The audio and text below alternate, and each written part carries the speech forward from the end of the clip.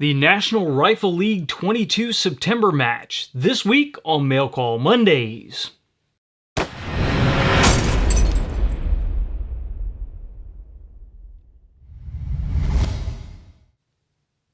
Mail Call Mondays is brought to you by Modular Driven Technologies. If you need a chassis system for your precision rifle, check out mdttac.com. I'm John McQuay with 8541 Tactical, and this is Mail Call Mondays, the show that answers your questions about precision rifles, optics, and equipment. Welcome to another Mail Call Mondays, and this Monday we are going to talk about the National Rifle League 22 match that we shot this last weekend at Westside Sportsman's Club here in Evansville, Indiana. And you guys have heard me talk about the NRL 22 match before. I did skip last month's match because of some scheduling conflicts, but I was back into it this month and did not do as well as I had hoped to, but we'll get to that. The National Rifle League 22 matches, for those of you that are tuning in for the first time on this, are a great way to get your feet wet in the precision rifle game without having to drive a long distance to larger venues or invest a ton of money in equipment. While the rig that is sitting in front of me, the Voodoo Gunworks V22, is a fairly expensive open class rig, you can get into NRL 22 competition with a base class rig and a less expensive rifle scope and have a ton of fun. And because the NRL 22 matches are set up for 100-yard ranges, as long as your range goes out to 100 yards, you can set up these courses of fire or you can host these matches at your home range. So it's a great way to get the same kind of courses of fire, the same kind of barricades that you would find in a full-size precision rifle match, a centerfire precision rifle match, but do so at a lower entry cost and more accessibility to a wider range of shooters. So this month, we shot the September course of fire, obviously, and the course of fire is the same for all NRL 22 matches across the country. So it's kind of a postal match format. Your scores then, if you are competing nationally, are based upon how you finished at your local club level, and then that equates to the points that you gain for that match. And then that goes into your national points total that helps your national ranking and also helps you work towards a qualification for the nationals at the end of the season. Now, we of course shot 5 stages, and our first stage, and we shot these out of order this time around, and it was because of weather concerns. It was raining pretty well, so we wanted to get the paper stage out of the way first before it really started coming down and worrying about melting the paper targets. There was only one paper stage. Everything else is steel, so steel doesn't care if it gets rained on. Paper obviously does. So this was actually stage 2 as far as the course of fire, but we shot it first, and it's called Shooting Leaves is Much More Fun Than Raking Them, which I definitely will not argue with that. The time limit on this was 60 seconds, so they're breaking that time limit down quite a bit. Normally we've got about 120 seconds for stages. I believe all the rest were 120 seconds, but this one was only 60 seconds and 10 rounds fired. The ranges are 35 yards on 1.5-inch leaf targets, and the target was this guy right here. So 1.5 for the outer circle, but the inner circle, I haven't measured that. It looks to be about a 1/2-inch inner circle. So you've got a pretty small inner circle, and again, for a pretty short time limit. The course of fire, or the description says, the start position is behind the rifle, magazine in or loaded, and action open. On the start signal, the shooter will engage the top target with 2 shots from support side. This means support side, shoulder, eye, and hand. So you can't just cheat the rifle over to the support side. You have to switch everything to your support side. Shoot the second target from strong side. So you switch back to strong side. Alternate positions until all 5 targets have been shot. So you have to you start support side, shoot 2 shots, then switch to strong side, shoot 2 shots on the next target, down, which be here, then switch back to support side, 2 shots, back to strong side, 2 shots, and back to support side, 2 shots. So you will shoot the most number of targets, 3 separate targets from your support side 2 separate targets from your strong side. And 35 yards on a half-inch target with precision 22s doesn't sound that big of a deal from prone, especially when you're already starting on the gun. And I started bagged in, crosshairs on target, cheek weld with just my hand on the bolt, ready to go. 60 seconds is not a lot of time. You really need to gas on.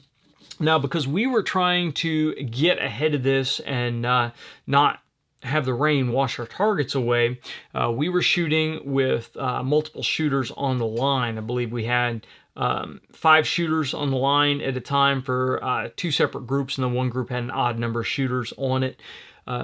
The issue you have there is you have to make sure that every shooter knows which target they're shooting on and can clearly identify which target they were shooting on.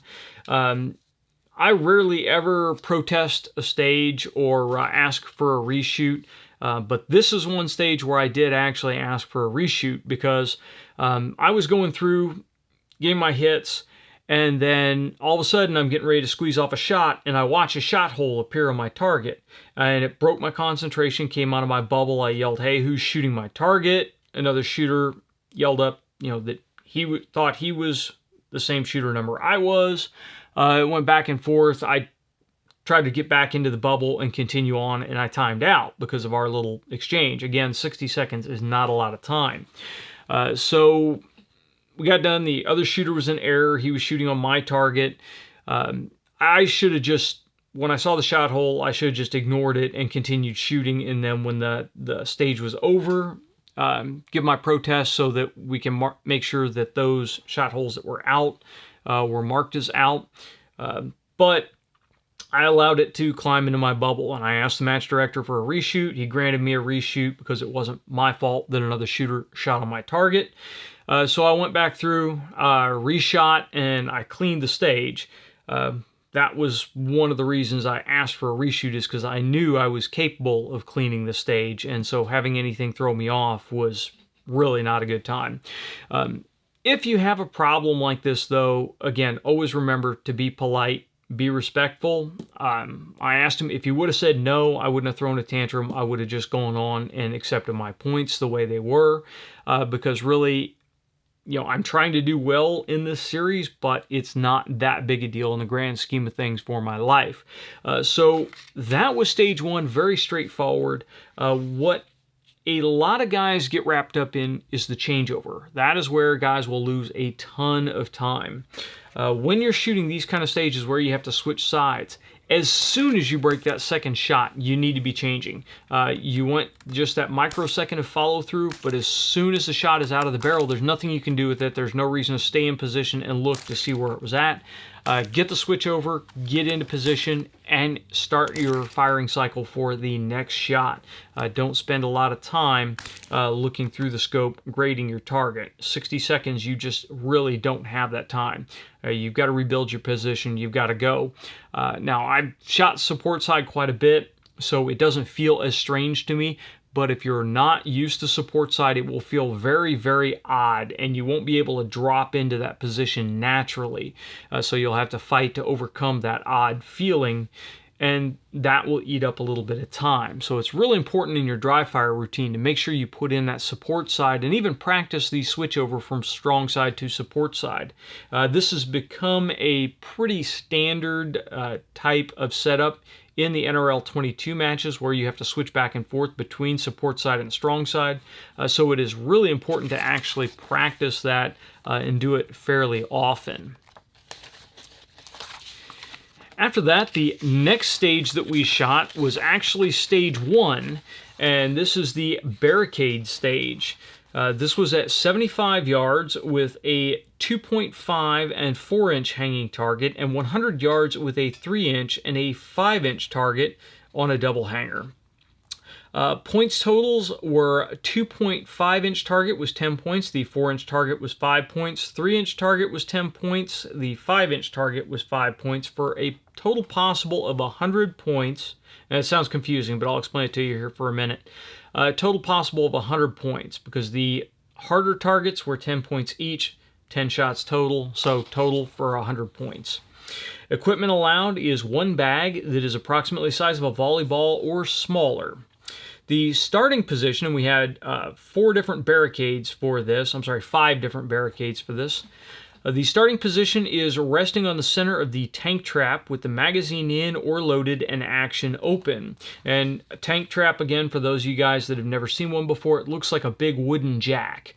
So it is 2 boards that cross and then another one going through the center. So you basically have a 3-legged tripod going down and 3 legs going up. It's pretty standard. Again, this was introduced this year for NRL competition, and I think you will see it very often going forward because there's a lot of things you can do with tank traps. On the start signal, the shooter will engage one of the 75-yard targets with 1 round, then one of the 100-yard targets with 1 round. Shooter will then move to the cinder blocks and repeat this process. And there were 3 cinder blocks stacked up on their side. Shooter will then move to the top of the back of the folding chair and repeat this process. So over to the chair, and you had to shoot off the top. Shooter will then move to the 2-gallon bucket and repeat this process. And the bucket was set with the opening down, so you had the flat bottom to shoot off of. Shooter will then move to the tire laying on its side and repeat this process. Now, you got to choose if you shot the smaller, more challenging, higher points target or the larger, easier, lower point target at 75 yards and at 100 yards. So that was up to you. Now, the one thing that I will take a little bit of exception to, and we had a discussion before we started on this, is nothing in the rules say you have to call out which target you're shooting, the small or the large on this stage. I don't like this because if you intend to shoot the small target, and because we're shooting off barricades, you can be really unstable. If you intend to shoot the small target and you gank that shot really bad and you hit the target below it, with the rules on this stage, that would count as a hit and you would get the 5 points. In my opinion, if you don't engage the target that you intend to engage, it is a miss by definition. If you shoot at that target and you hit a different target, that's a miss, and you should not be awarded any points whatsoever. So I really wish they would have put in here that we had to call out for each target that you wanted to engage, but since this is a postal match, since everyone has to run by the same rules, you have to go by the letter of the law, the rules that are on the sheet, and you can't really take a wide interpretation of them. So we rolled with the shooter did not have to call out if he shot the small or the large target, and whichever target he hit, that was the points that he was awarded. So if you did miss the smaller target and hit the larger target, then you would be awarded the points for the larger target. If you shot for the larger target and missed and hit the smaller target, you would be awarded the points for the smaller target. So I wish they would have changed the rules a little bit on this, but so be it. It worked, and we gassed on. Now, the strategy on this, since you had a 75-yard target and you had a 100-yard target, you could dial for the 75-yard target. So in my case, my dope would have been 1 mil for the 75-yard target and then held over for the 100-yard target. The opposite is also true. You could dial for the 100-yard target and hold under for the 75, but most reticles aren't really set up to make that a great option. And then finally, you could just not dial at all and hold over for both of them. Now, for some reason, because I had not been training on the 22, I've been working with the Ultimatum Deadline. I've shot 2 matches with the Ultimatum Deadline and then just picked this guy up and rolled to this match. I totally short-circuited my dope in my head. I didn't look at my cheat card before I started, and for some reason I had in my brain that my 100-yard dope was 1.2. It's actually 1.9. So I went in, got on the first barricade, dinged the small 75-yard target, went out. I just held a little high for the 100-yard target. Well, it wasn't high enough. I dipped right underneath the 100-yard target and zeroed out that one. Moved to the cinder blocks, shot off the cinder blocks, and the same deal. It really wasn't until the end when I realized that I had really screwed the pooch on that and started getting my head out of my rear end and fixed it. Now, there aren't a lot of tricks on the different barricades. These are all barricades, just varying different heights, and it's pretty straightforward to go through it. Now, for pretty much the entire match, the only thing I used was a Reeser Precision Pint-sized Game Changer, and we will be doing the full review of this bag. Should be coming up later this week. This has got the heavy fill in it, so it is sand type material, and this is the wax canvas bag with a leather handle, and it's nice and small, nice and compact. It's easy to throw around, but you have a lot of options for this. So for the tank trap, I just shot it with the points down on the apex of the tank trap, and with the rifle here, the Voodoo, it balances very well, very close to the middle. Now, obviously, I've just got my hand here. If I held the Game Changer underneath it, then it will balance flat out on that. And I can put a little bit of pressure right over the front scope ring, and the rifle balances, and I can almost free recoil. It's not really free recoil because the rifle isn't moving. I'm still holding it in place, but I don't need to put any input on the butt pad here. I can just get my cheek lightly on the cheek piece and get a very stable firing position. So that was for the tank trap. When I moved over to the cinder blocks, I just flipped it back upside down, dropped the rifle across the center of the Game Changer, and then shot it this way. And again, same thing, the rifle balanced very well. When we went over to the folding chair, again, flipped the Game Changer back this way with the points down across the top of the folding chair.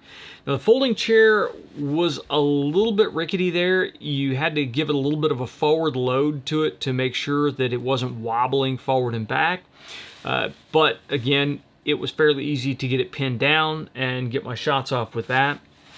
Bucket, I flipped it back up this way, and then the tire, again, I was this direction. Now, the bucket is a slick plastic bucket. It's just a regular 5-gallon bucket that you can get at any hardware store. Actually, I'm sorry, this was a 2-gallon bucket, so the smaller bucket. 2-gallon bucket you can get at any hardware store, and the plastic on it is pretty slick. And what I saw a lot of guys doing was just folding the bipod and putting the bipod on the front of the bucket and then trying to support the rear. And in that low position, it's really not the most stable way to run the gun.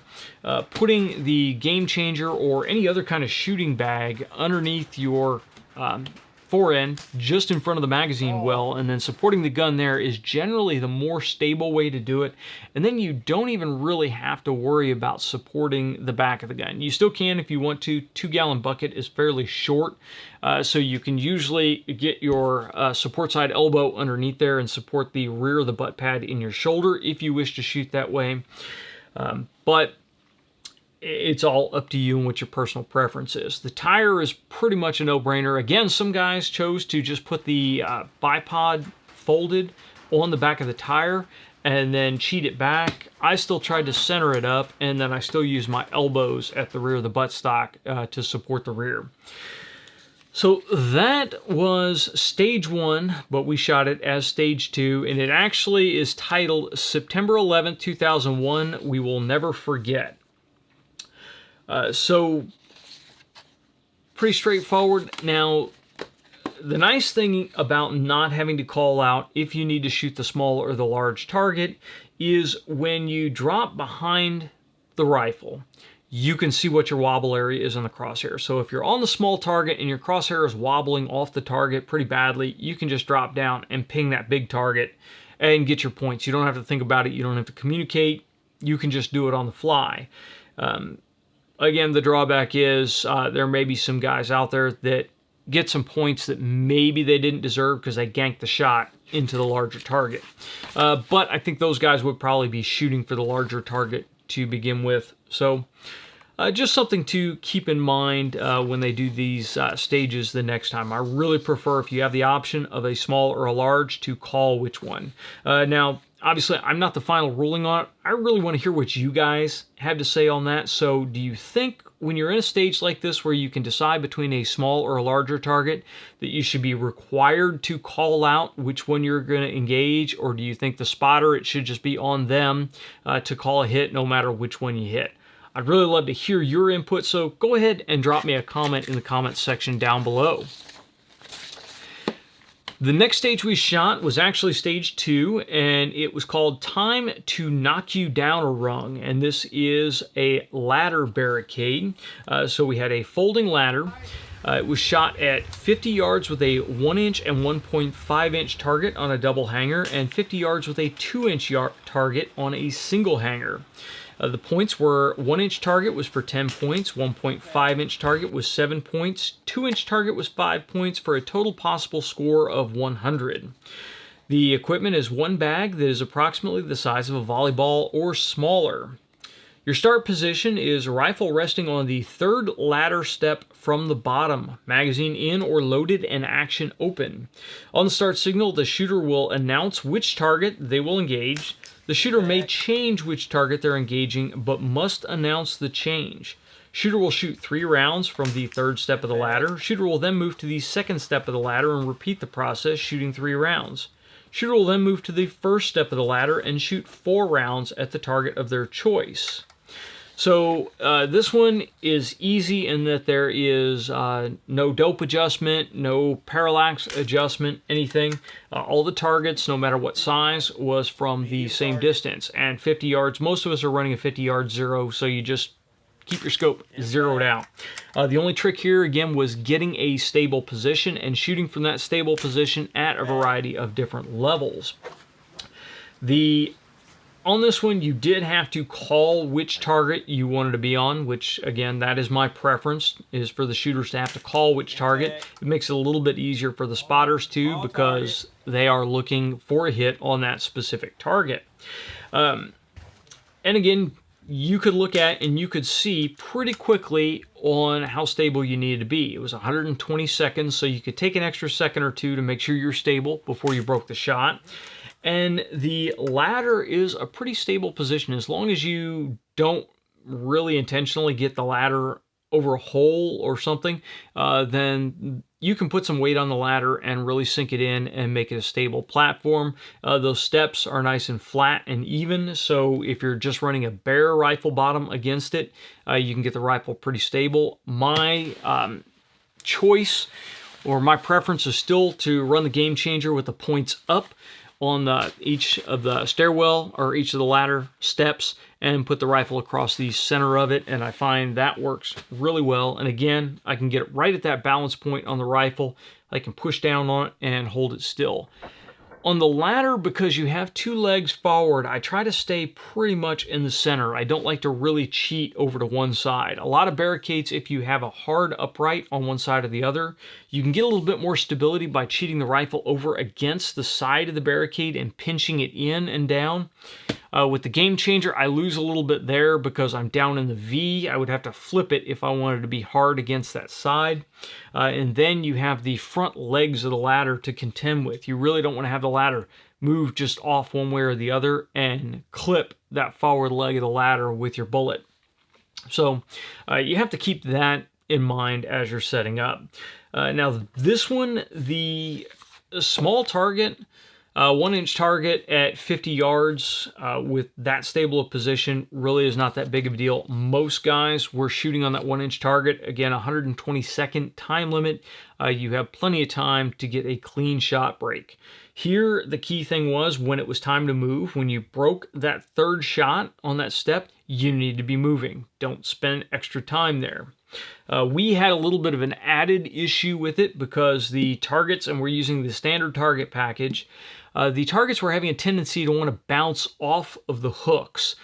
So a couple of times we had to stop, send guys down range to fix the targets. We ended up taking some tape and taping around the tops of the hooks so that the target couldn't bounce off of the hook.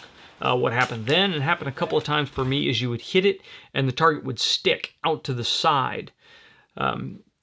Not a huge deal because you're still shooting a 1-inch circular area, but the thing is, with the targets the way they are, a 1-inch circle that is on a stick and then on a bracket, When you have the target hanging straight down, you can cheat the vertical a little bit. So you can come up a little bit higher on it, and you can get a little bit larger than a 1-inch circle. When it kicks out to the side, you don't have that. You have to be perfect on your elevation to be able to hit the guy. So it just takes a little bit longer to break that shot when the target is hanging out to the side than it does when it's hanging straight up and down. So a little bit of an equipment issue.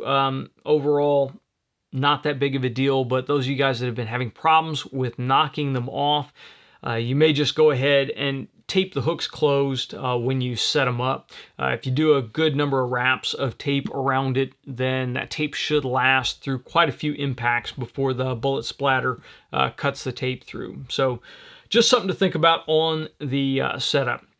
There really weren't any problems with actually shooting this or executing it. Guys that felt less comfortable on it would go for the larger 2-inch target. Guys that were more comfortable and going for that top points win would go for the 1-inch target. And I think I only had a couple of misses on that.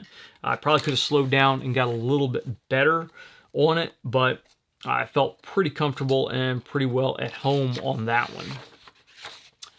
Stage 4 was actually stage number 1 in the brief, but we shot it as stage 4, and it's called Wherever the Cards Fall. Now, I really like this stage because it's movement as well as getting back into position.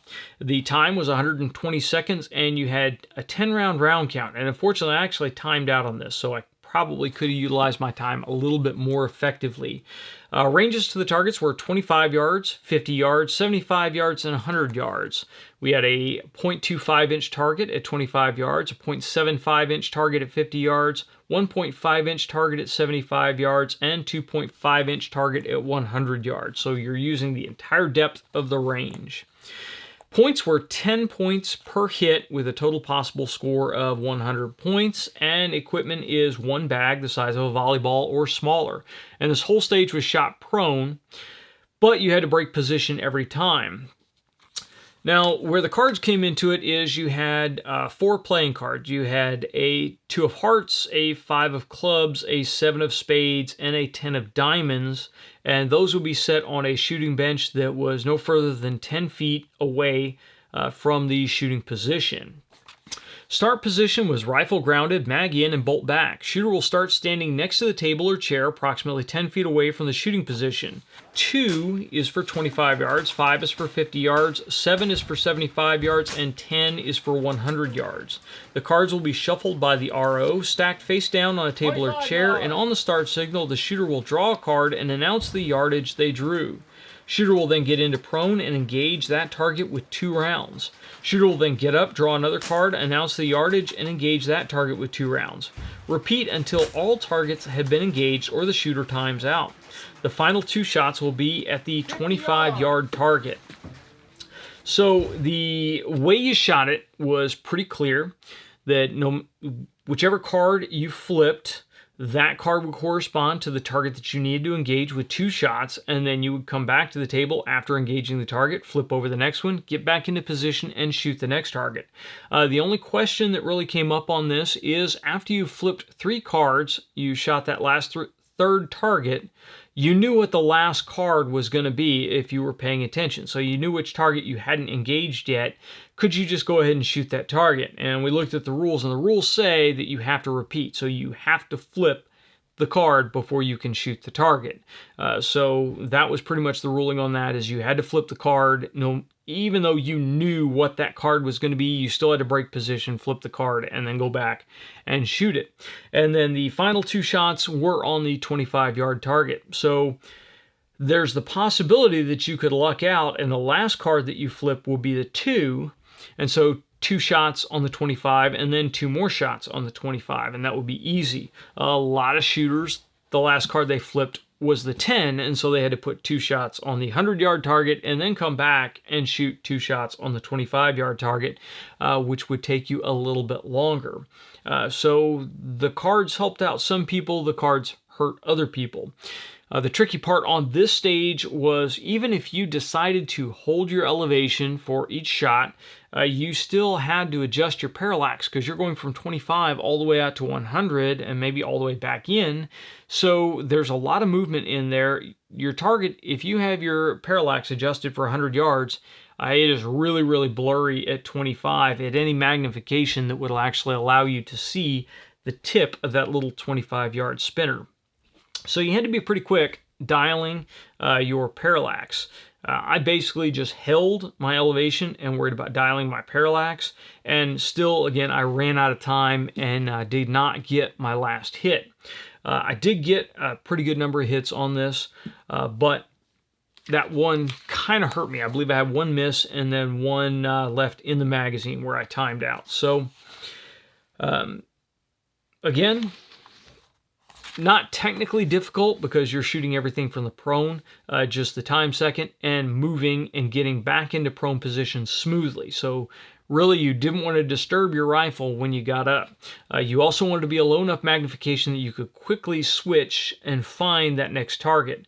We aligned all the targets down the right-hand side of the range, so you just ran along the cut grass line to find each target. The first two, since they're in the swing sets, were pretty easy to find. Those silver conduit pipes are really quick to see, especially at closer ranges.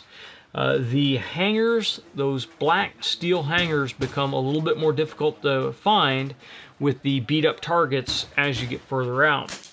And we generally do not paint these. We leave them beat up. That way, no matter if you're the first shooter or the last shooter, the difficulty level is the same for everyone. If you go through and you paint these targets to make them more visible, that's fine, but you have to keep track of them and see if that paint is starting to wear off, and then you have to make sure that you repaint them periodically so that the next shooter can see them. If you have a larger group, this can make things drag out a little bit more because you have to go cold, send guys down to paint, and then come back. So my preference is just to shoot the targets all beat up and have the difficulty level the same for everyone. I mean, we're running magnified optics. You should be able to see those targets out there, identify them, and then engage them. So that was wherever the cards fall.